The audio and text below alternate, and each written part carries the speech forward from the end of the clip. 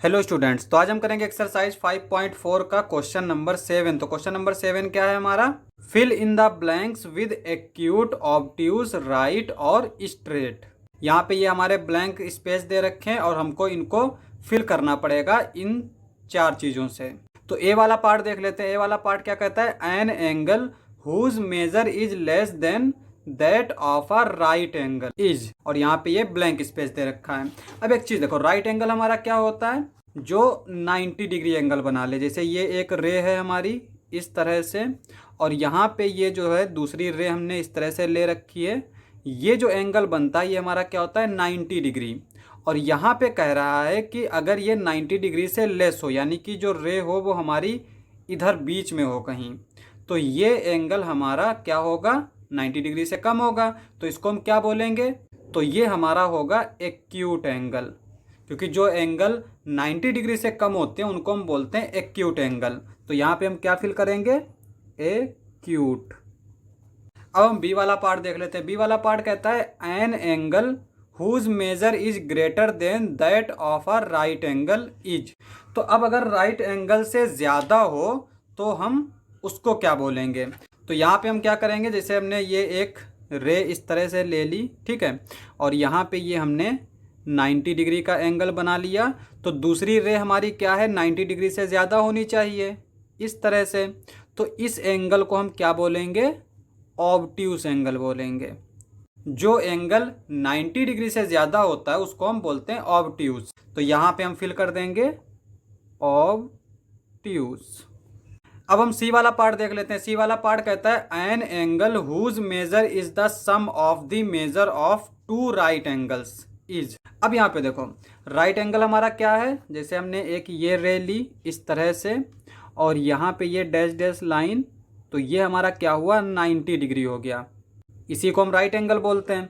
अब अगर हम दूसरा राइट एंगल बना रहे हैं इस तरह से, यानी कि ये 90 डिग्री, तो ये हमारा एक राइट एंगल हो गया। अब अगर हम इन दोनों को ऐड करें, क्योंकि यहाँ पे सम पूछ रहा है, तो इन दोनों का अगर हम सम करें तो ये हमारा क्या बनेगा? 90 + 90 180 डिग्री। और 180 डिग्री जो एंगल बनता है उसको हम क्या बोलते हैं? स्ट्रेट एंगल बोलते हैं। तो यहाँ पे हम क्या फिल कर देंगे? स्ट्रेट। तो ये हमारा स्ट्रेट एंगल हो जाएगा। डी वाला पार्ट क्या कहता है? when the sum of the measure of two angles is that of a right angle then each one of them is।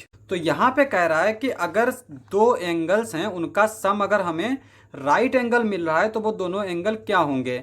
यानी यहाँ पे एक एंगल है, इसको हमने ऐड किया दूसरे एंगल से, तो हमें क्या मिल रहा है? 90 डिग्री। तो ये दोनों एंगल क्या होने चाहिए? अब यहाँ पे देखो, हम 0 और 90 तो लिख नहीं सकते, क्योंकि यहाँ पे हमें जो फिल करना है वो क्या करना है? इन चार में से फिल करना है।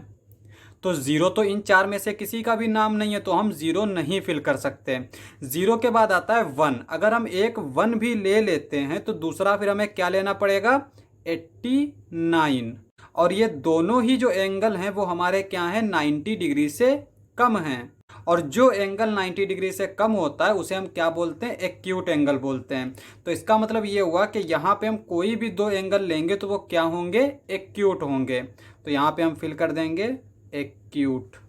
इसी तरह से ई वाला पार्ट देख लेते हैं। ई वाला पार्ट कहता है when the sum of the measure of two angles is that of a straight angle. यानी दो एंगल्स का सम जो है वो एक स्ट्रेट एंगल बना रहा है।